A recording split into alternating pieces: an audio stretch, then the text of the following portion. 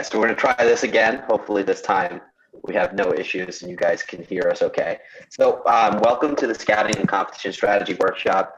Thank you to those of you who waited patiently as we tried to get our stuff together. I really apologize for that. So like I said, this is a Scouting and Competition Strategy Workshop. I'm Joe Blay from Team 694. And I'm Brian Maher. I'm a mentor with teams 333 and 2791. And thanks for joining us, Brian. And I appreciate you being patient with our technical difficulties. So our goal for this workshop, which we actually did last year at the in-person Stuy Splash in New York City, is to have showcase both of our teams' strategy systems, me for Team 694, Brian for Team 2791, and then help you to adjust or create your very own, depending on kind of like where your team is at right now. So let's start with who we are. So I am, like I said, Joe Blay. I am a mentor for 694, who I've been with since 2010 as a mentor. And 2006 to 2009, I was a student on the team. I drove the robot my senior year. I'm a robotics teacher. I'm the robotics teacher at Stuyvesant High School. And then we thought it'd be fun to share some of our favorite robots of all time. Two of mine are 71 from 2001, which had a really cool strategy that made it impossible for them to lose. They still lost a little bit, I think, like a couple of times, but they were the world champs that year. And 1114 from 2008, who I think is one of the smoothest robots of all time. All right. So I'm Brian. I primarily work with Team 333 in Brooklyn.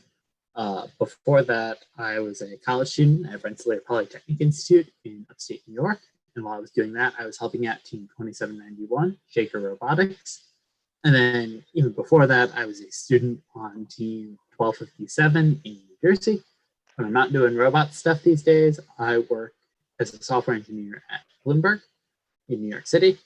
And some of my favorite robots of all time are 469 in 2010, who figured out so 71 in 2001 figured out a really cool chokehold hold strategy where if they played the game a certain way, it was literally impossible for them to lose. So first designed games that didn't have chokehold strategies after that, until 469 figured one out and very nearly won the world championship on it. And then 971 in 2016, which was just a ridiculously cool robot that had a shooter on an arm. They were low, so they could go under the low bar that year, but they had a whole arm that like flipped out of their robot to give them a high shooting point to make it hard to block. It was really cool. You gotta check it out.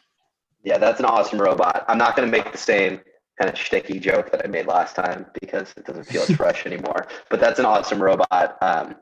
It's one of the coolest robots of all time, the 971 2016. And if you haven't seen the 469 2010 robot, that robot's amazing, especially those Einstein matches with 469 and 1114 versus 67 and 177, 294, who are the world champs. Those were some of the best matches I've ever seen in FRC. Okay, so we're going to start by talking about what each of us does on our teams in terms of strategy. Brian? So I'm going to talk about what I call 3 R's.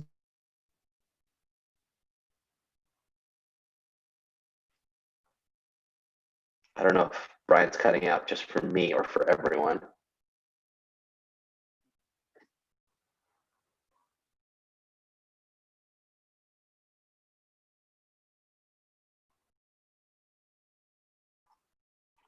Let's see.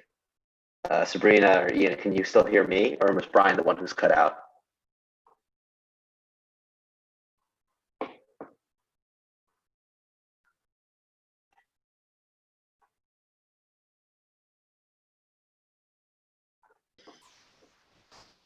Brian, did I cut out or did you?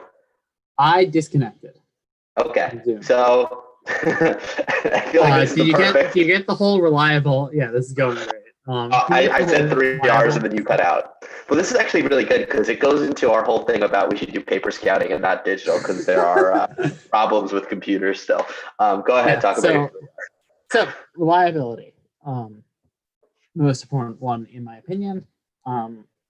Your system should work most of the time without missing matches or losing data or having issues that you have to fix during the event. It's really important that it's hard to get good data, and you really can't have your system be one of the things working against you. Next is the relevant. The data you collect should be actually useful, either for planning out individual matches or preparing for line selection, because if it's not useful, then like, why bother? You're wasting your scouts' time.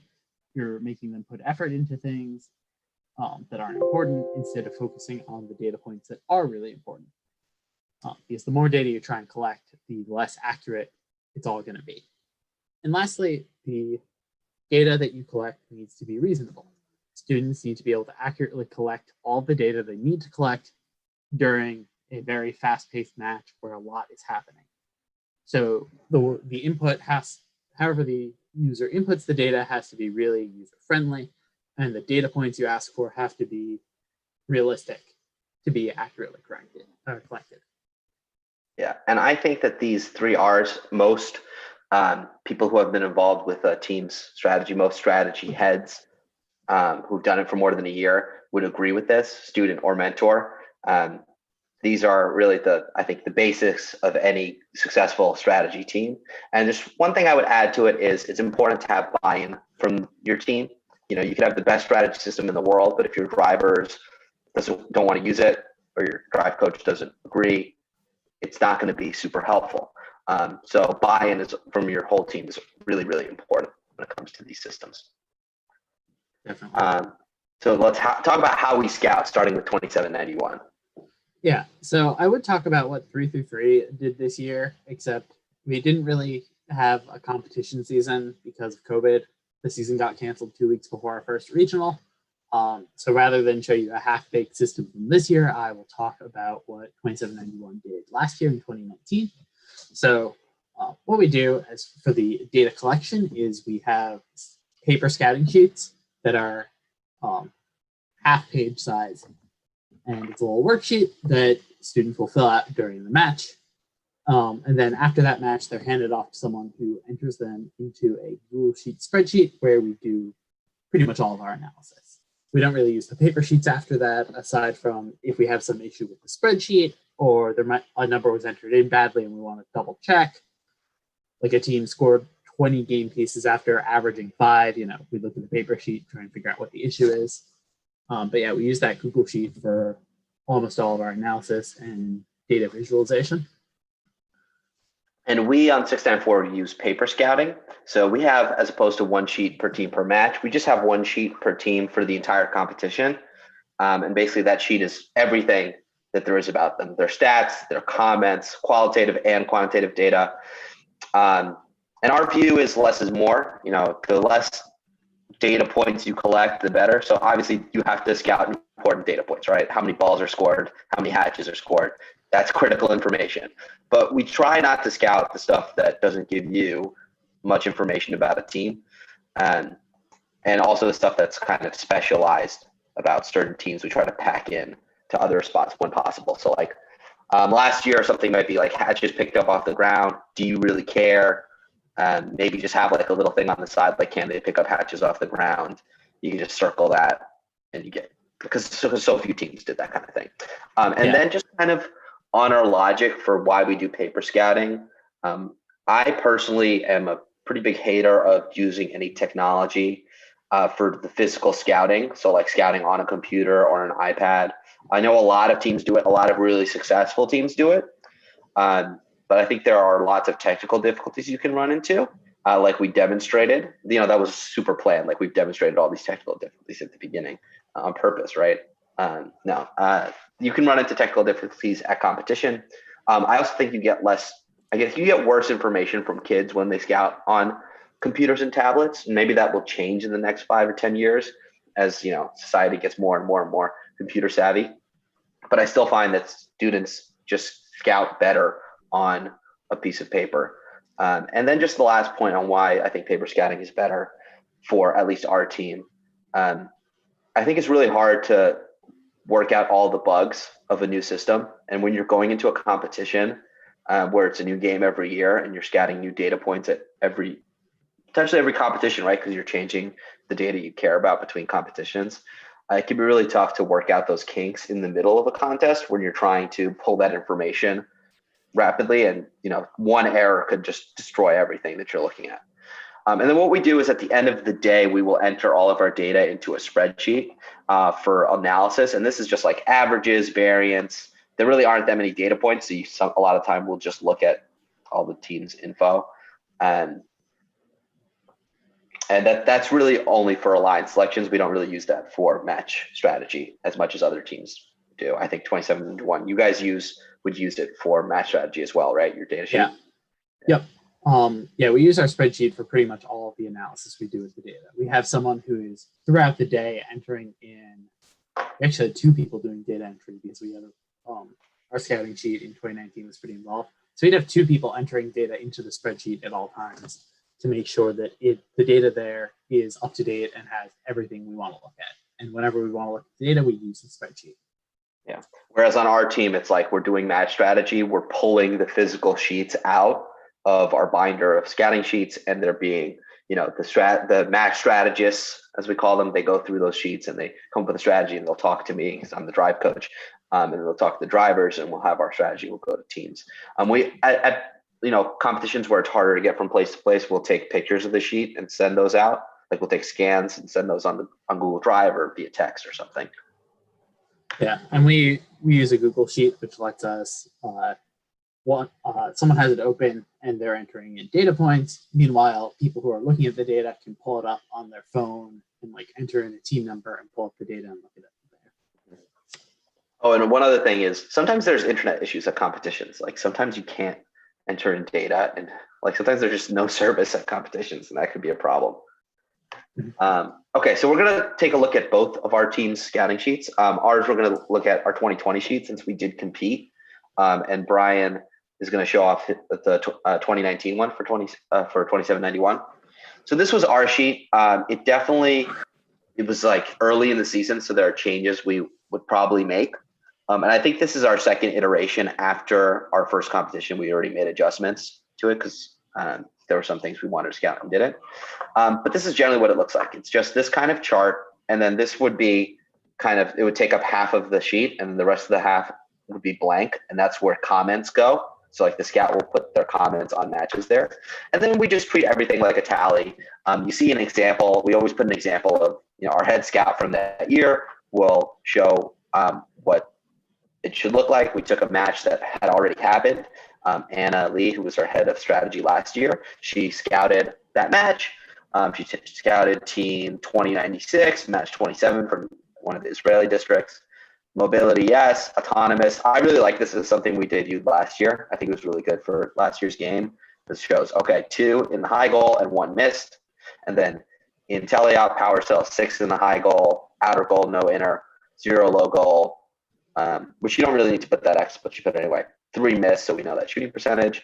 And then control panel, did they do anything? We probably would have adjusted this because it happens so infrequently. It was something we were talking about changing. And then climb, how much time it took for a team to climb. Was the bar balanced? Did they do it with a buddy or not? And then on the bottom, just any comments you have on the team. And again, an example, they show what it would look like. You write the match number, and then you just write comments. And it's very free form. We like to give scouts the space to kind of put all their thoughts on paper so that we can, because there are only going to be 8, 9 qual matches in a competition. So you can read through those before you play a team. You can definitely skim them. And then we double side this, and that's what our sheet would look like. Cool. So here's what we did in 2019. I'll say up front that this is a lot of data points. I do not think all teams should collect this many data points. In fact, most should cut down a little bit on this. We just collected the data we got, keeping in mind the fact that we have, at this point, a very strong scouting culture on the team, and a lot of students are really interested in collecting good data. And we take some time before the competition to teach them how to use the sheet, practice some matches, and do some, quality assurance through that to make sure that they know how to use the sheet well. And just to give you a quick walk through it, we collected what position they started on in SANDSTORM, whether they crossed the line, and where they scored. And then on the rocket, we wanted to know where they were scoring. So we put together a little visualization, a little place to, rather than figure out some wordy way to describe where on the rocket it would be, the person just fills in on a pretty visual diagram. Then we have teleop. It's pretty straightforward. We break it out by what part of the field they'd be scoring in. So we have a nice detailed breakdown of what different teams are good at. And so we can figure out if we were to play with them, what is the best way to focus our efforts, get the most points out of them. And then we have a few other kind of meta things, like a quick check all that apply for these different types of issues. Fouls, if they're broken for part of the match, if they're broken for most of the match. And then we added this defense corner at champs before the championship. We just left it to the note section for people to talk about defense, but we realized that a big part of picking at the championship level was going to be identifying really all-star defense candidates. So we wanted to be able to actually sort our spreadsheet based on who's played a lot of defense and who's played a lot of really good defense. So we had a rating system where scouts input how much of the match in their estimation they spent playing defense and how good they thought that defense was. And we actually had all of our scouts sit down and watch a few matches of like defense that we fit into each of those categories, and explain to them what actually made a good defender. So that way, when they were looking at it, they could actually rate defenders based on that. And even though the ratings didn't work out perfectly, they made it possible to, when we were using our spreadsheet, if we just wanted to sort by who has played defense, who has played great rated defense in at least one match, it was easy to do that. And lastly, we have a big emphasis on the note section. And we really encourage people to write down if they notice anything they found interesting that doesn't fit into one of these categories, write it down. Yeah, so I think that, as I reflected on the 2019 season, I think we really should have been scouting defense better. By the end of the season, we were scouting it. But I think just giving like a simple, something like what you have here, or just like a 1 to 5, how good was their defense, is really helpful. It's not going to be perfect, but it is going to tell you who's playing defense. It's going to tell you who the best defenders are. Like, maybe it's subjective, right? Two people are going to be saying, a certain team playing defense is going to be different in terms of how good it is, but the difference isn't going to be huge. A team's average defensive rating or whatever is still going to tend to be better if they're a better defender, and tend to be worse if they're a bad defender. So that's something we definitely missed the mark on in the 2019 season, especially with how important defense was that year. It's generally not as important. I think like 2020 was a year where defense is a little scary because you can commit a lot of fouls. But 2019 was, I think, the best year for defense. Yeah. Oh, and one other thing I'll add, I forgot about the endgame section we have in the corner. It's pretty self-explanatory. One thing that I think is important to keep in mind with these endgame type objectives is it's really important to keep track, not just if a team is able to successfully do it, but also if they failed compared to them not attempting it, especially when it's something like the level 3 hab, where unless you are like 694 and have a fancy suction cup climber, it is hard to fit 2 robots on the hab. So you need to be able to tell from your data if a team climbed on the hab in 5 out of 10 matches because every time they attempted it, they were successful, or but they just didn't get the hab, like they weren't the ones who were going to climb on their alliance in those other 5 matches, or did they try all 10 times and only succeed 5 of them? Yeah, that's super important. Efficiency is, seeing what a team's efficiency at every task they do. And this goes beyond end game. Like we always scout, like if there's a shooting game, number of balls missed, that can be really important, especially as you get into a limbs where, it's harder to get, like, you're going to choose one team to go on the hat, or I guess if you have such a two teams, you're going to, be like shooting at the high goal. I think of the 2016 season, we went to Einstein that year, and part of the reason why I think was because we built an alliance that didn't miss very often, and we let go other teams. The two teams we picked, we let go other teams that maybe scored more balls, but those two were more efficient. They were more accurate, and we knew that once we hit a lens, there would be less balls on the field for everyone to score. So we felt that was important. The last thing I'll mention before we move on from this is, our two sheets are very different, but that's because, there are lots of reasons for that. But I think the main reason is, we're trying to achieve different things.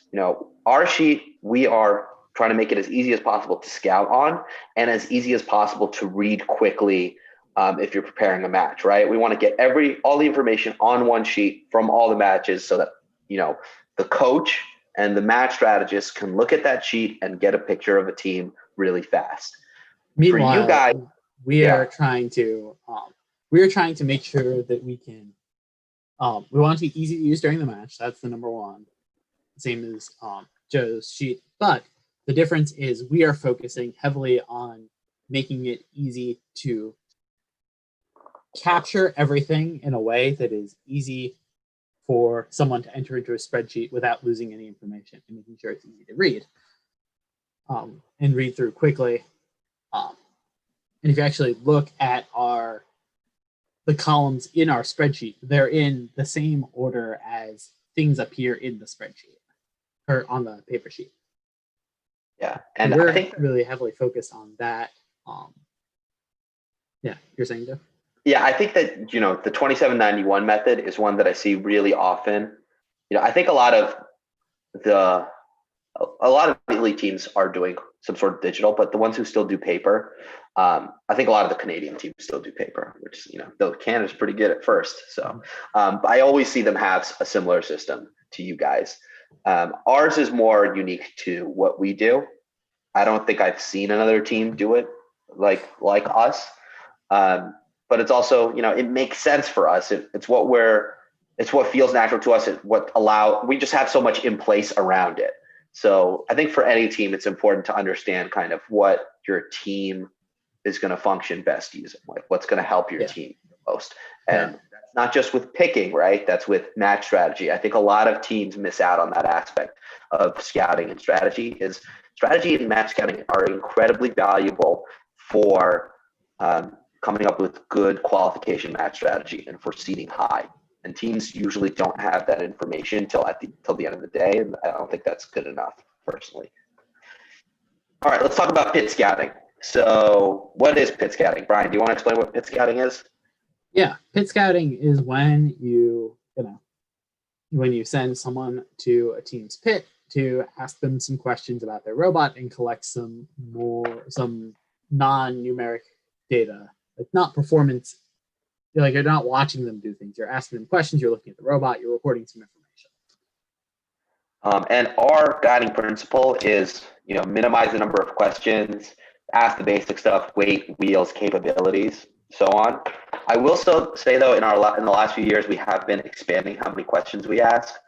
I'm personally not super happy with that, but I think a lot of that has to do with we have a lot more scouts who are really competent, who can get that information and who can tell the difference between, fact or fiction. But we try to make it as few questions as possible. It's definitely expanded a bit in the last few years.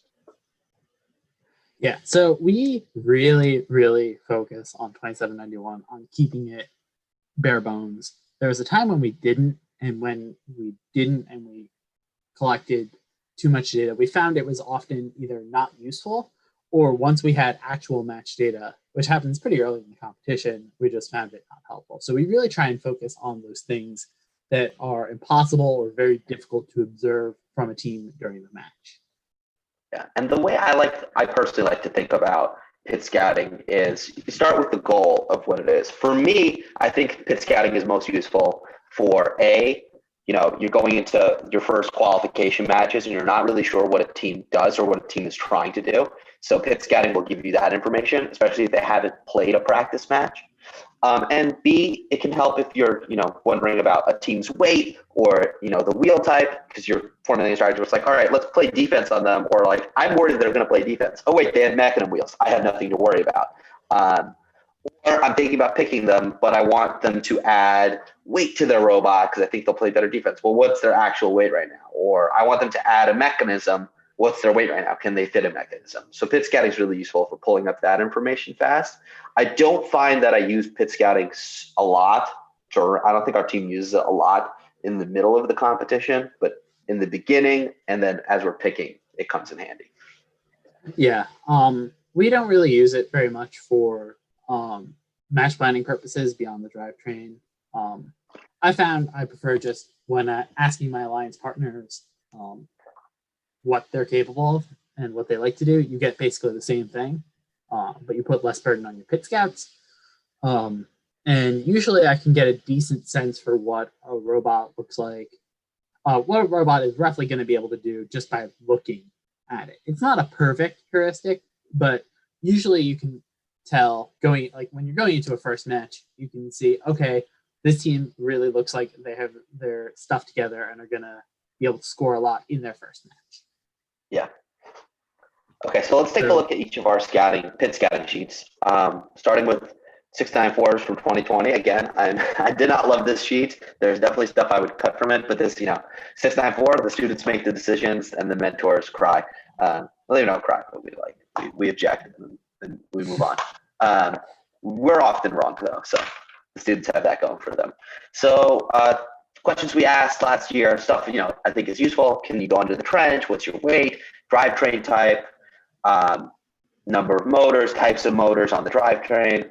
Are you comfortable adding or removing weight for limbs? I think this is an important question to ask if you're an alliance captain who is thinking about cheesecake isn't really a thing anymore, but adding weight to teams, modifying teams' robots, changing their strategies. The answer to this question tells you a lot about a team. Then we like to ask programming language, because if a team is having trouble, we send programmers to go help them. It's good to know beforehand what language they use, so that because we have a programmer who knows LabVIEW, a programmer who knows Java, a programmer who knows C, and we can send off the right programmer. That can delay your autonomous routine thing. I don't think is super useful, because every team it's one line. Any programmer on our team can just add that line to their code. This one I do think is kind of useful if you can get the scout to pull off actually pit scouting this, drawing out what a team's routines are, their auto routines. Last year was pretty simple, right? Most teams just we start here, we shoot 3 balls. And this did come in handy when we were doing some match planning, just knowing where teams were capable of shooting from. This did come in handy at Palmetto. And where on the field do you plan to score from could be useful for match planning and for defensive planning, right? If a team tells you where they plan to score from and where they like scoring from, keep in mind they could lie. A lot of times when you ask pit scouting questions, teams will lie. They'll tell you they can do everything in the world when they can't. But also, those lies a lot. When most people, when they think of what their robot is capable of, that's true. They don't think of an average number. They think of the best they've done. And I'm not trying to fault people for that. It's just how human brains are work. We latch on to the good things. Yeah, you're right, Brian. You're like my moral compass right here. You're absolutely right. People aren't although I do think sometimes people intentionally lie. But people are saying, there was one match, at the home field where we scored 10 balls. I think we could score 10 balls, which is a reasonable thing for a person to think. But don't take these my point was, don't take these answers to mean that's 100% what teams will be capable of. We like asking questions about what a team can do, what a team plans to do. Even if the answers are way off, it does tell you a lot about what a team is going to try to do when they're playing with you or against you, and it can inform match strategy conversations, both if they're on your side or against you, and then just end game questions. There's a lot I would cut from this to trim it down, but overall, I will say this sheet did come in handy more than I thought it would at Palmetto.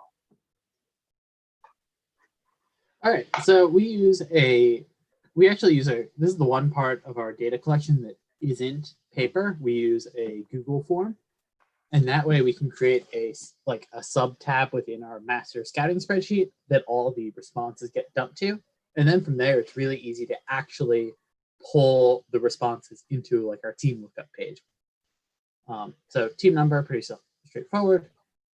Drivetrain, we were especially reliant on in 2019 because it was really important for understanding who is both able and likely to play defense. We also collected information about motors because, especially like during the regional season, we switched from mini sims to neos for champs. But like defenders who had neo drivetrains were at times a bit of a pain in the ass. So it's just good to know that. Floor intake capability. We didn't use that all that much, but it's good to know. And like it's a lot easier to ask, hey, can you pick up these things off the floor, than comb through, then try and collect during the match where people are getting their things from. We ask if they have a camera for SANDSTORM. This complimentary climber question is just a kind of a catch-all for, do they have any method of doing a level 3 climb with a partner? We got frame dimensions to try and figure out if we could do clever climb things. Never actually did. Weight for cheesecaking purposes. We asked the scout to make a general assessment of how jank or robust their robot is. We have don't ask, just observe on there because there was a point where when we asked that question and didn't have it on there, and a freshman went to Pit Scout unsupervised and actually asked that, and it was kind of uncomfortable. So they just give it a quick rating just to get a sense for it, and a notes for field for anything that stood out to them. And lastly, we asked them to take pictures of the robot from 2 different angles, and we actually were able to use Google Sheets formulas to, in our spreadsheet, take the link and load the image and actually show it when you look up a team, which we found really helpful on pick listing night when, numbers are great and can tell you a lot about a robot, but sometimes it just helps to have that picture of that robot and you remember exactly who it is. Yeah, I think doing a Google form is the right way to do it. We don't, but we definitely were talking about doing it last year. And I think if the season had progressed, we would have switched to a Google form, because you showed this at the Stuy Splash presentation last year. And then strategy kids were like, why didn't we think of this? This is great. This is so much better. I will offer the caveat of, I really like Google Forms for pit scouting. I do not like them at all for scouting matches, because when you're pit scouting, you're asking a short list of questions in a fixed order. There isn't much time pressure. You just enter it on and you scroll through the next thing. Whereas in a match, you often have to bounce back and forth between very different parts of the game. And having the tight pressure of entering in things correctly, it's just a lot more difficult. Yeah, and I 100% agree with that. There's no time pressure, which makes a big difference. There's one more thing I wanted to say. Please, for the love of God, do not send the kid who has never been to a robotics competition before to a team to pit scout. Like, don't do that. They're going to be terrified and they're not going to understand what questions they're asking. They don't know what a Neo is, maybe. And you're just like, okay, here, freshman who has been to 5 meetings, go pit scout. Send, some experienced veterans with a new member, so they can, learn the ropes, see how it's done, see how you talk to teams, see what's appropriate, see what's inappropriate. Because, they're going out there in your team shirt representing your team. And if, you send someone out who's never been to a competition before, who has no idea what's going on, they can make your team not look great, and they probably won't get you great information. So what we tend to do is we'll have 2 pit scouters, talking to a team at once. So it covers all. And then one will be a more veteran member and one will be a newer member. Don't punish your freshmen. Yeah, I agree with Joe on that. It definitely helps having someone more experienced to, one, show them the at times diplomatic way. You should be talking about the teams. You really need to make sure you're on your best behavior and respectful. And also, so say you send your freshman who doesn't know what's going on there alone. A lot of the time, teams, when they're thinking about who should talk to people who are coming into Pit Scout, all the time they'll have their freshman who's not doing anything do it. So if you have a freshman who doesn't know what they're talking about, trying to get answers from another freshman who doesn't know what they're talking about, you're not going to have good data. But funny conversation. Oh, yeah. What's a Neo? I don't know what a Neo is, but we have 6 of them. No, we have 7 of them. Okay. Let's talk about formation of scouting sheets. So like I said before on 694, we try to minimize what is scouted, minimize the number of data points. So we actually do it really early in the year, like I would say week 1 or 2. It really depends on who's in charge of scouting and how proactive they are, but definitely before like week 4 or 5, we will kind of figure out, make like a first draft of our scouting sheet. We try to minimize what is scouted. So first, we know what are all the things we can scout. We put those on the board. What are all the things that maybe you would want information on, and then what can we cut? What's the most important stuff? And which, remember, the more information you try to gather, the less accurate the info. The more stress you put on your scouters to get more data points, the harder it's going to be for them to get accurate information, the more mistakes they're going to make. If it's a lot easier for a scouter to scout, one thing, like how many balls do a team score versus how many balls does a team score? Where do they pick them up? Where do they shoot them from? Do they shoot them from, 3 feet off the ground? Do they shoot from 1 feet up? Like, you can overwhelm your scouts. And our motto is minimize, less is more. Yeah. So we take a different angle on it. Similar overall goal, but our approach is different.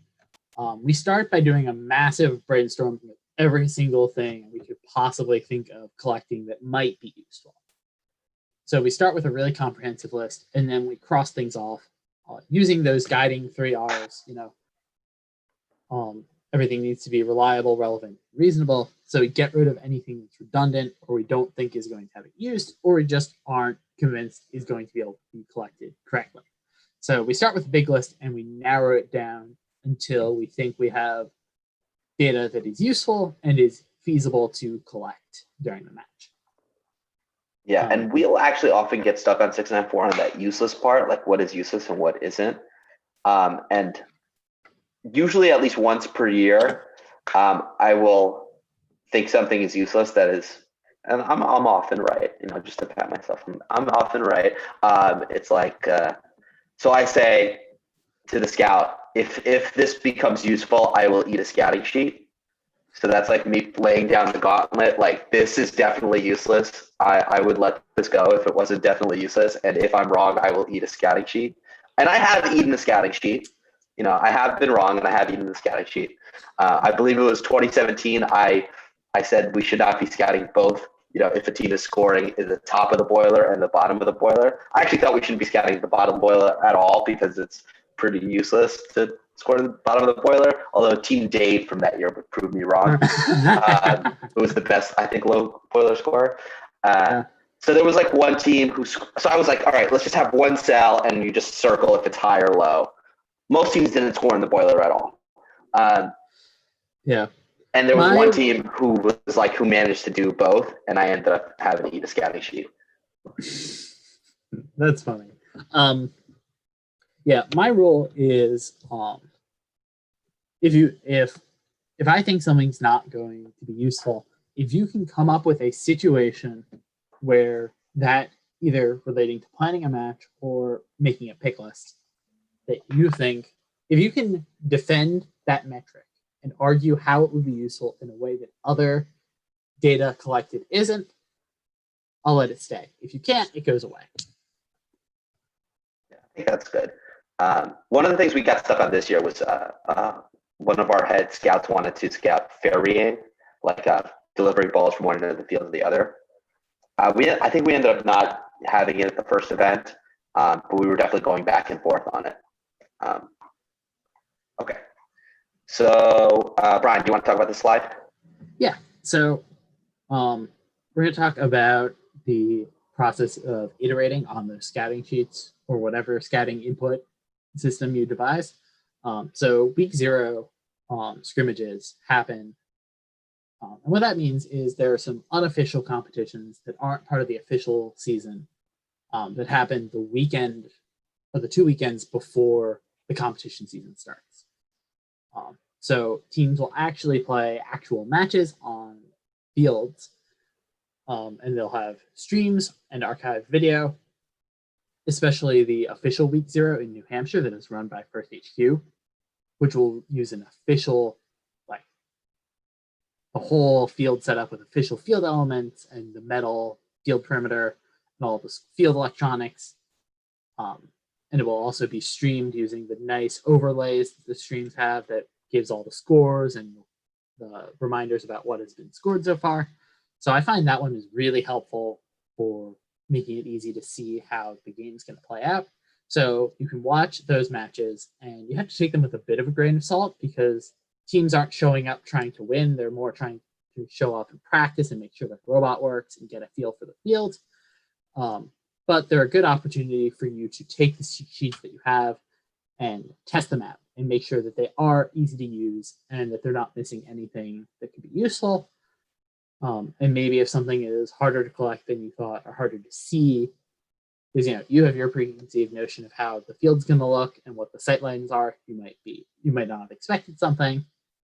So it's a really good sense to give your whole system a dry run.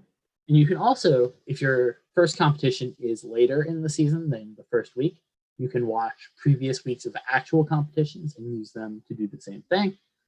So we make sure we sit down with our scouting sheets and actually scout it and fill them out to the best of our ability.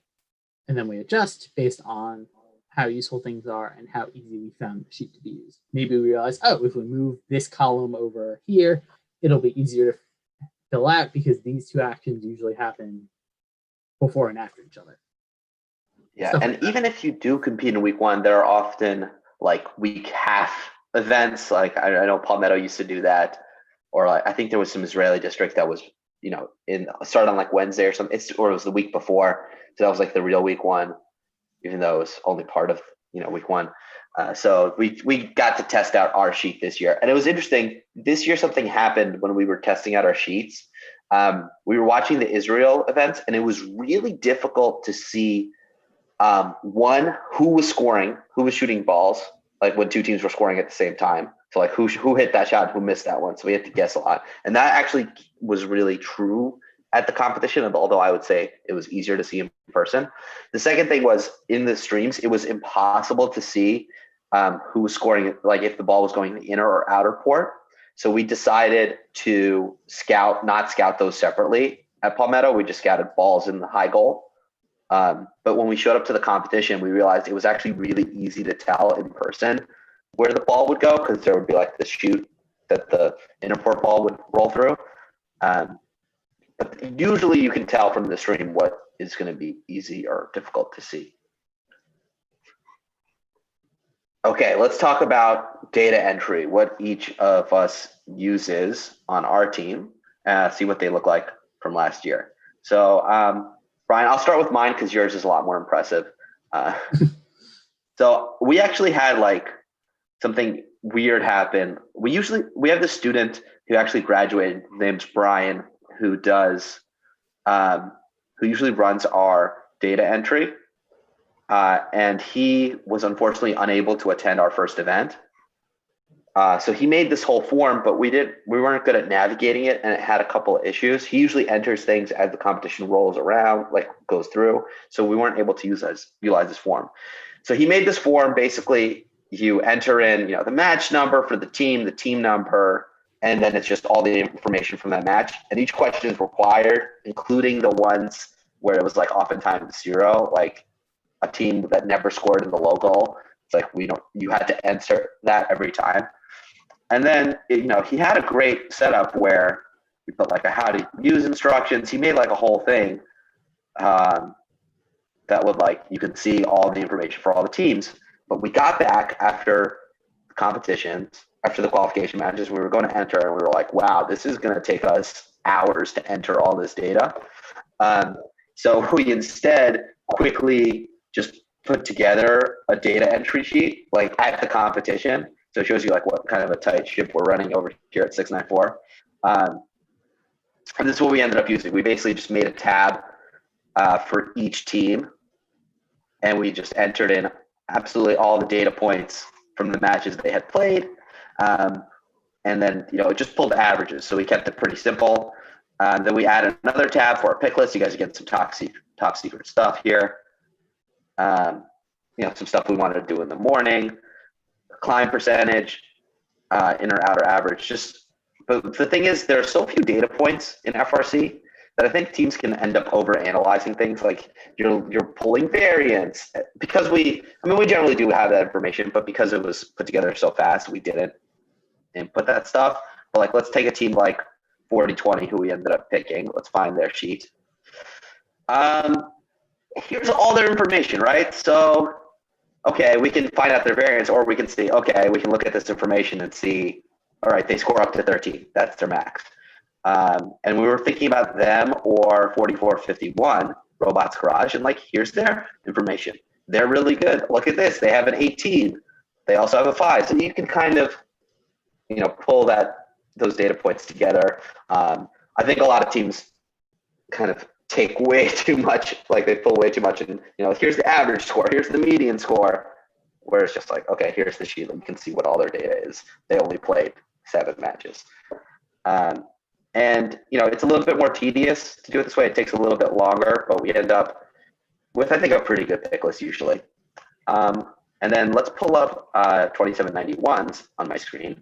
And then Brian, you can go. This one's a lot more impressive than ours. Yeah. So, we have one page where we have this page here where, as the scouting sheets come in after every match, we have people who are. I can control your screen. Yeah, I just gave you control of my screen, so you can go ahead. You can do that. That's cool. Yeah. So we have this input page where, as the scouting sheets come in after matches, humans enter them in. There's a column. Each of those little things that you can edit maps to a column here. There are all of them. And then we have some columns here off to the side that we use for some of our calculations. And here is my favorite page in the spreadsheet. Let me zoom out a little bit. So you can see it all. So you enter in a team number here. It's interactive, so I can change that to 37. Oh, it's view only. I can't edit. What do you want me to enter? No, this link apparently doesn't have permission to edit it. Okay. Oh well. It doesn't make a difference. But you can enter in a team number there, and it will populate all of this with info from that team. So here it loads in pictures from Brian. Loads in the Do you want to just share your screen? Do you have this up? It's fine at this point. Okay. I don't have it open, so it pulls in data from the Pitscouting sheet and puts it here, and it also loads the 2 pictures.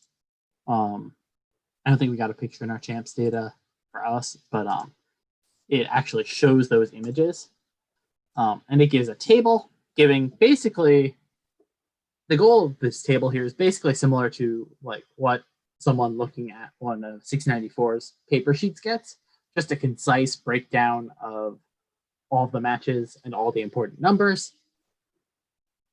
And it uses this to generate a graph of how the team's doing over time. So yellow is total game pieces, red is cargo, blue is hatches. So it makes it really easy to see the trends over time and how consistent they are. Like you can see that we trended upwards, were a bit inconsistent, and had a really rocky start. I don't want to think too much about that more when it comes to champs, but you turned it around. Oh yeah. And we also make sure to highlight things like this column is the only one we actually highlight with colors because we think it's really important to keep an eye on it. And this is the ratings for how much of the match the robot was dead. So if it's a 3, that cell becomes red. If it's 2, it's orange. 1, yellow. 0, green. Because green is it's working the whole yellow, zeros it's working the whole time, red they're broken the whole time. And we also have these notes too, so you can see all the other stuff that doesn't fit neatly into the boxes. I'm gonna move the screen away so they can actually see what you're pointing to. All right, go ahead. Oh yeah. Now you're good. And it shows all these notes too, because I think the notes are really important, and it's important to be able to easily look at them while looking at your data. And we have this. So that is one sheet that we use a lot. One thing that we use, especially when we're trying to make a pick list, is this table, which there's a lot going on here, and there should not be as much going on here. That's my mistake. But the two columns here we use the most are average game pieces and max game pieces scored for a team. So the way we would start our pick list, I'm having a hard time doing it in this, but can you sort by the column K? Let me try it. So the way we usually start our pick list meetings is, yeah, thank you. Ooh, that broke it a little bit. So the way we usually start our pick listing meeting is we sort the teams by average number of game pieces scored. What just happened? Okay. Hang on. You sure don't want to just pull it up on your screen? I think it'll be easier. Yeah, I can edit it on my screen. So just undo a couple times. Okay. Yeah. It's not letting me undo. Oh, and try refreshing it. And it should be good now.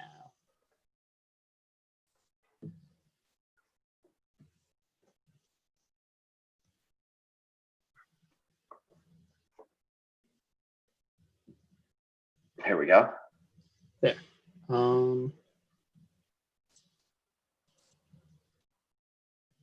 If you could just share it with me. Yeah, I'll just give you. Yeah, I'll just share the screen at this point. Okay, I'm gonna stop my share. Sorry about that, folks.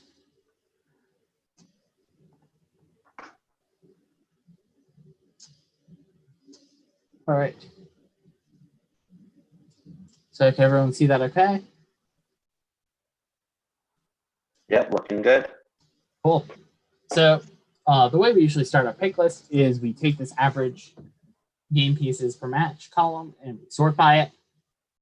And it lets us get a very rough sense for who the best teams in the division are. And like this team was the number 2 seed. This team was the number 4 captain. This was the 3rd overall pick. This was the 3rd captain. So just by sorting by that, it lets us get a very rough sense for who the best teams in the event are, and it gives us somewhere to focus our pick listing. The other column that we use next most often is the max game pieces, which plays a similar, aside from the value error, plays a similar role in showing who are the teams with the highest upside. So maybe a team got it together in their last couple matches, so their average isn't great, but they still have a really high max. We can sort by that and make sure we don't miss them. And now that I'm actually down here, I'm going to edit this and put in, say, 3707. So it takes a sec, it fetches all of the data there, updates the chart, and updates the table, and you can get a super detailed breakdown for any team at the event. One other thing that I want to show off that we didn't use that much because it took us some time to sort it out, just as an idea to maybe get you guys thinking about different ways to visualize data. This is something that our Scout put together from using data from the Blue Alliance, because there is a Google Sheets plugin that makes it really easy to pull data from the Blue Alliance. This is awesome, by the way. Sheets. So cool. So you basically just enter in what match you want to look at, and it shows which teams were in which driver station and which areas of the field they scored in, which I think is really helpful when you're looking, especially when you're looking at a playoff situation, because the Blue Alliance doesn't offer robot level data for each team. And our scouting data isn't detailed enough to lay it out exactly where on the field everyone is scoring. But this is a good tool for playoffs when the alliance isn't changing. So you can get a sense for how they're going to play the game. So you can actually look. And something that's like also on the Blue Alliance that it actually isn't on here is it tells you end game and it tells you robot specific end game. Yeah. So that's really valuable. Yeah, I think that like we should be I think on 6.4 we should be auto pulling hang percentages from the Blue Alliance as opposed to like we should still scout it just to have it on the sheet and to compare it, but like that's something you can pull directly from the Blue Alliance. Yeah, we didn't get it from the Blue Alliance because we were a bit nervous. You can pull up the slides again.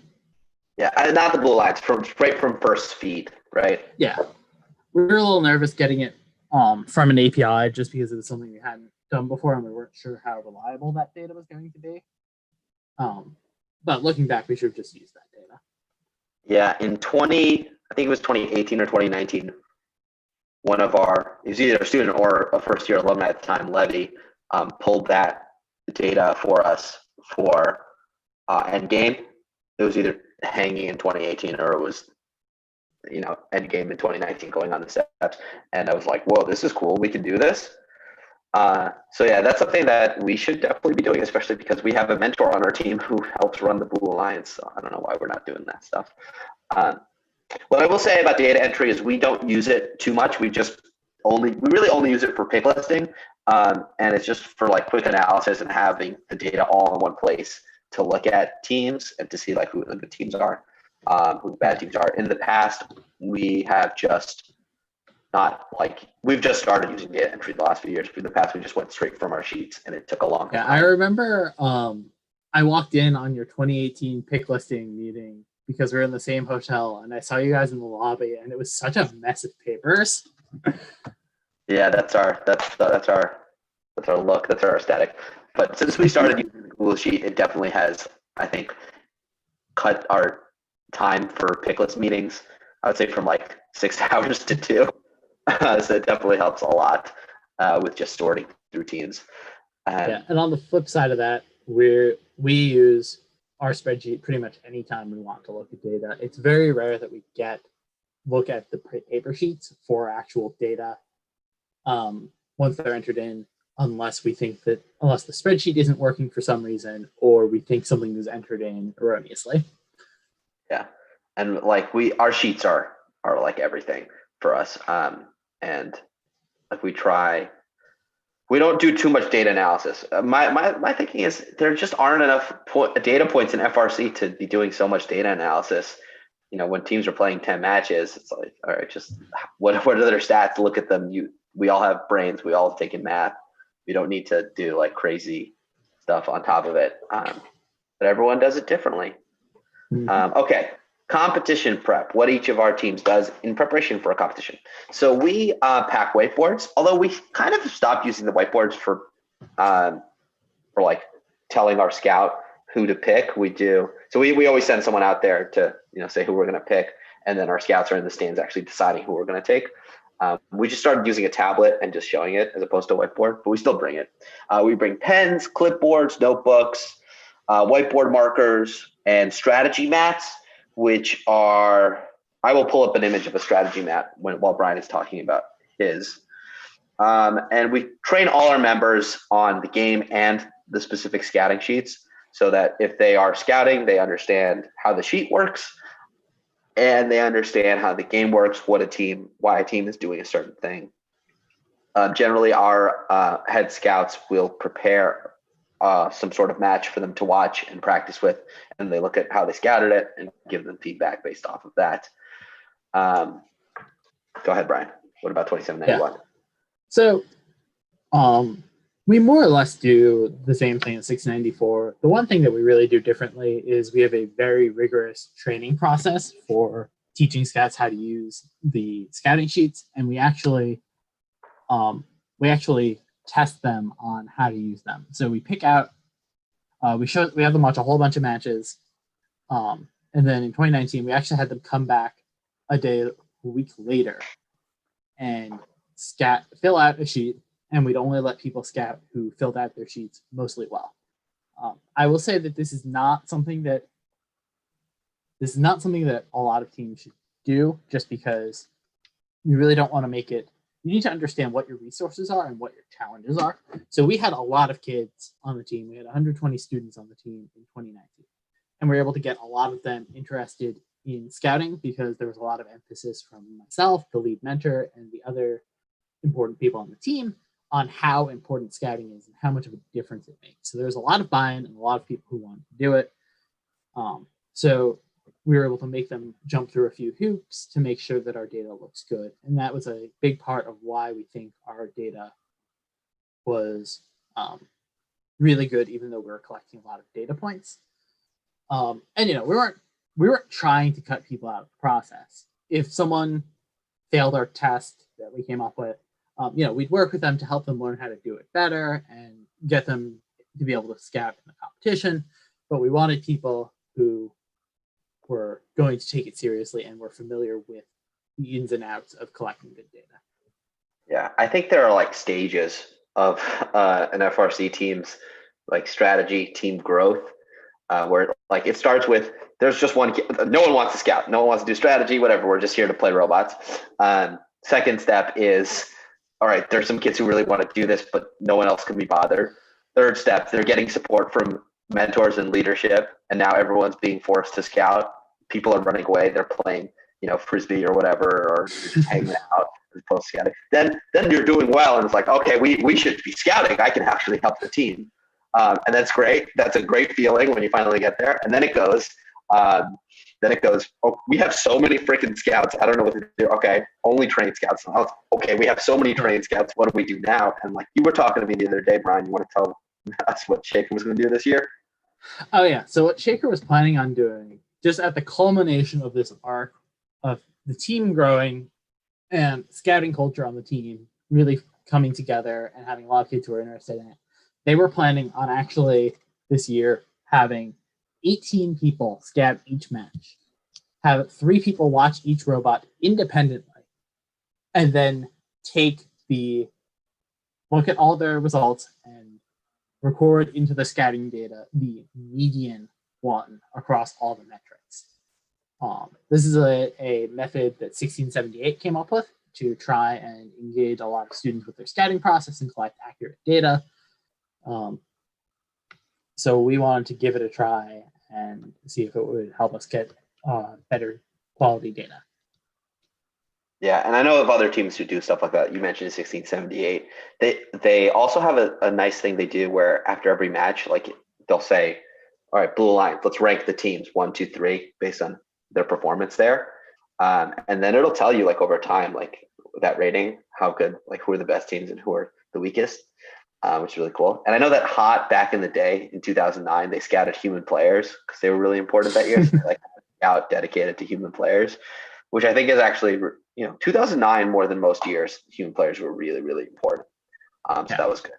And then actually something we do on 694 is we will have 6 scouts. We do a rotation. We'll also have global scouts, we call them. So they just sit in the stands with a notebook or a pad, and they just watch the entire field, take notes, write down any noticings, and they will have just like qualitative info up the wazoo.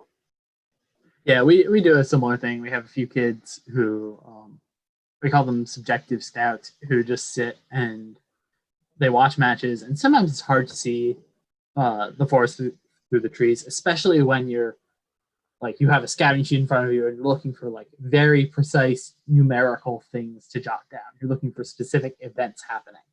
It can be really hard to watch the big picture of what's going on. For sure. And, I think that when you're in tough situations where you can't decide between 2 teams, these are the people who will really help you make that decision, because they will see that little bit.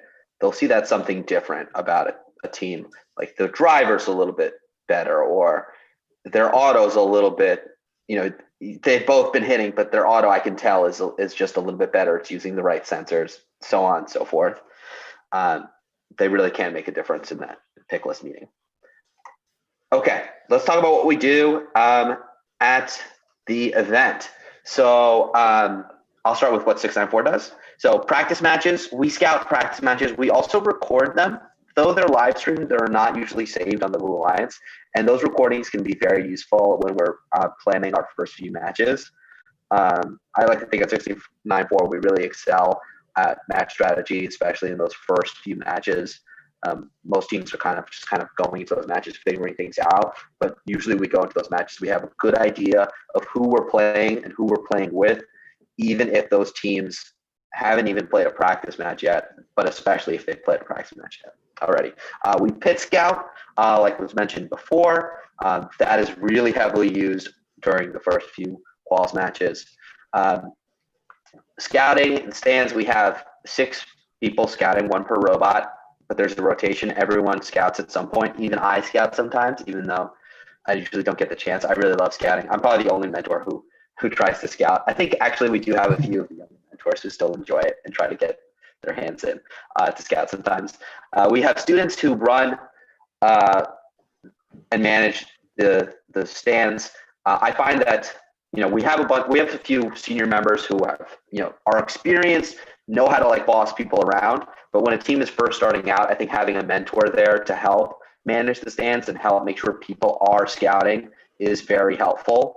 And we try to have a mentor there to assist with the kids who are managing that. Because sometimes it can be tough, to tell your peer, hey, sit down, we need you to scout. That can be really tough for a student to do. We have a student who manages the sheets, another student who helps them, and then generally we'll have one for data entry. And depending on if the Blue Alliance is doing a good job of uploading videos, we'll be recording matches as well.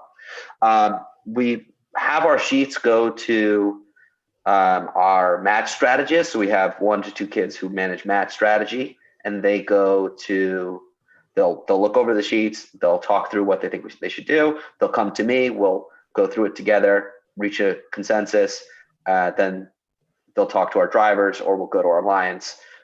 Sometimes usually we go to our alliance members first and then debrief the drivers. Data entry we do in the evenings. Sometimes we'll be able to do it at the competitions, but it can be a little tough. We utilize the info from the data entry for alliance selections. We look at the sheets for alliance selections as well. We still scout in eliminations. We scout both what an entire alliance is doing and what individual teams are doing. This is really important. I think a lot of teams stop scouting once elims hit, which I think is a mistake. You really want to know what your opponent in the next round is doing. So usually what will happen is I will, with my drivers, be focused on, if we're in the quarterfinals, our opponent in front of us, while, the scouts in the stands, there'll be like a few assigned per alliance. And they'll come to us when we're about to play an alliance after we've advanced and say, okay, here's the deal. Here's what strategy they're running. Here's what strategy we think they are going to run. And those students will give advice on what strategy they think we should be running. And then ultimately our student leaders will decide what we're doing. We'll talk to our alliance partners, reach a consensus, and proceed from there. And then always after the event, we reflect. We refine whatever our systems were at the competition. There's always room for improvement, especially after early events. Yeah, so our process is pretty similar. I'll try and highlight the things that we do differently. One thing is that we don't really record matches all that much, and that's something I've wanted us to improve on, but we just haven't put the energy into it yet. That reflects in practice matches. Usually I watch pretty much all the practice matches just to get a feel for what teams can do, and I usually have someone sitting next to me. We try and get pit scouting done on practice day, so we usually have 2 or 3 pairs of students going around and trying to get that done. Just so 1, we have that information to plan matches, and 2, it's just I don't want to have that hanging over us while we're trying to collect all the data during the matches and have the kids in the pit are going to be busy fixing the robot, and me and our strat lead are going to be running around like crazy trying to make sure all the data is together and also try and plan matches. It's just one thing that's very easy to fall through the cracks if you don't get it done early. For sure. And we've actually we've been doing match recording since I would say 2012, and it's become less necessary with the Blue Alliance. But it's how we catch a lot of the errors in our scouting. It's how we we go back, it's like, this seems wrong, let's check. Yeah. Data entry, we have one, or in the case of last year, we had two people just because it was a lot of data and one person wasn't able to keep up. So we had two people entering in data at the same time.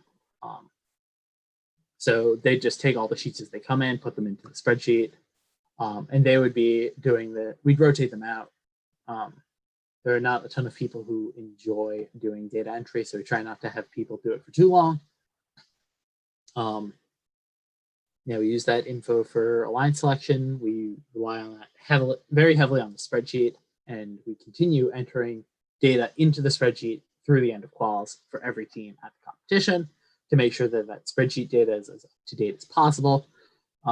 Historically, we have not done, obviously we would have people watching other alliances during playoffs and sometimes recording video of matches, but we usually didn't actually collect quantitative data.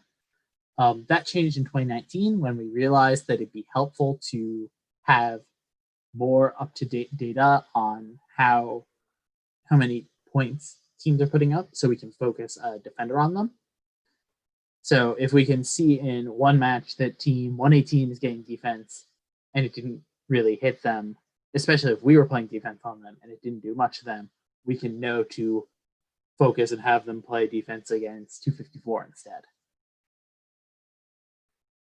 Yeah, and I think that scouting and a limbs piece, it took us a while to get there, to start doing it. And like, we would go, it would ebb and flow. Like one year we'd do it well, and the next year we would kind of let it go by the wayside. Especially if you go to a competition and let's say you're the 8th seed and you're about to be blown out of the water, it ends up not happening. Or you lose in quarters one year, like the 2012, we lost in quarters, both our regionals, and then we didn't make a limbs of champs. So we didn't end up doing much of that. So easy thing to kind of lose track of as you progress. Okay. Yeah. In other years, I just haven't found it that useful. I found just watching and having a qualitative understanding of how teams are playing the game to be enough for me. But just with defense, I found it was very helpful having like very particular numbers of how teams were performing under playoffs level defense. Because the teams that get picked and are being coached by alliance captains on how to play good defense are different from the random brave little toaster who hadn't watched a match before the competition and whose drivers hadn't touched the robot before the competition. Like, it's a different kind of thing. Okay, so pre-scouting for later regionals and champs. Do you want to go first here, Brian? Yeah, sure. So once it gets later in the season, we have previous competitions to look at for teams at our events. We usually use a streamlined version of our scouting sheet, usually just a Google sheet, and we have people, count the number of the different scoring objectives they do and take some notes. We don't plan on using this data a ton. It's really just during the first couple matches when we don't have super detailed data. Because our philosophy is once we have data from that competition, that data is going to be a lot more relevant. We don't really use that anymore. We just want to get a general sense for what the matches are going to look like. Things like how close it's going to be, who we should think about playing defense on, etc. Yeah, and then for us, we kind of have everyone on board. We scout a few matches from each team, generally about 4, and we will have like an online meeting, sometimes in person, but where we talk about each person talks about the teams they scouted. So we just have everyone has a good picture of the teams that are in our division or at a regional, and then we'll use that data to inform definitely our early match strategy. Sometimes it'll inform, let's say you're an alliance captain and you need to pick a team that's let's say you're a 7th seed and there's a team out there who's really struggled all the champs, but they were really good at their regionals. Sometimes it'll inform a pick like that. But you should always take that information with a grain of salt. Yeah, that's a big one for us, especially at champs. There was one team who was the number 1 seed or the first overall pick at their district championship and won. But then just really struggled through through their champs clause matches. So we were watching them like hawks, trying to see if they get it together and start playing like they did in their district. Yeah. What team was that? That was team 868, the Tech Hounds from Indiana. Okay, so now we're gonna wrap up with that's a great robot, great team. We're gonna wrap up with a scouting quick start guide. I know we're very over time here, but I just talked to Ian, and he said we can keep going for a little bit longer, but we'll try to wrap up. So this is the stuff that Brian and I sat down and we talked about what things, if we were starting from scratch, if we were starting with a new team, what things would we want to ask ourselves? What steps will we try to make to build up a strategy system or to adjust a strategy system? So we said, definitely first thing you should do is decide on paper or digital scouting, reference the stuff we said about digital and paper scouting, decide what's best for your team and kind of stick with it, make it work. You have to decide how you're going to collect your data, how you're going to store your data, and how you're going to view it. So, how you're going to have a scouter scout, how they're going to input that data, how are you going to store it? Is it going to be paper? Is it going to be online? Is it going to be on a hard drive? Is it going to be on a computer? And how are you going to look at it? How is it going to get to the people who need it? I think, in FRC, it's criminally underutilized scouting data for match strategy. And a lot of teams would really benefit from being able to have their coach and their match strategists and their drivers view their data during the competition. You have to decide what data you're going to be collecting. The temptation is to collect everything. Do not do that. You're going to overwhelm your scouts. You're going to overwhelm yourselves, and you're going to get bad data. Remember your 3 R's. Absolutely. Reliable, relevant, reasonable. Absolutely. And then you should assess the number of people available for scouting. If that number is less than 6, you may need to pair with another team. You may need to figure out a totally different system where you just have people just watching. Having less than 6 is a problem. If you have 6 or more, you need to figure out rotations and schedules for people scouting. Remember, scouts are people. They get tired and they need breaks. So make sure you build in some breaks for them. And don't forget to account for other tasks such as data entry. Those require people. Talking to teams, that requires people. Relaying information to the rest of your team, that requires people. Yeah, and if you're having a hard time scrounging together those 6 people for running your scouting system, maybe the system you end up using isn't something like what 2791 uses. Maybe it's something more along the lines of what 694 uses, where that data entry isn't something that needs to happen throughout the competition. Because we have one person at all times doing data entry. Yeah, and I think our system is something that pretty much any team can do. As long as they have 6 people, they can do it. And I think a lot of teams just end up, like stabbing themselves in the foot with trying to do too much with the system, especially for the first time. Yeah, okay. Don't make it more complicated than it needs to be. And Brian, do you want to go through these? Yeah, so there are a few questions that you need to ask yourself about your resources and your goals. You need to look at what your team is going to be able to accomplish, how many people are on your team, how many people you have who are interested in scouting, how many dedicated scouts do you have. Dedicated, which we're going to call someone who doesn't leave when you start losing.